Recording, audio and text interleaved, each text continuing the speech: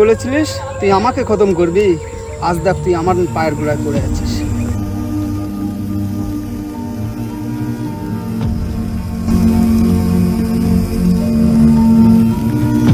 দাদা, এ নাকি বলেছিল এর মার নামে কোনো কথা বললে এর মাথায় রক্ত উঠে যায়। শুনলাম তোর মায়ের নামে কিছু বললে তোর নাকি মাথায় রক্ত উঠে যায়। এই একে নিয়ে একে গঙ্গার জলে ভাসিয়ে দিয়ে আয়, আর এর সাথে এর মাকেও ভাসিয়ে দিয়ে আয়, সাথে এর মাকেও ভাসিয়ে দিয়ে আয়, সাথে এর মাকেও ভাসিয়ে দিয়ে আয়।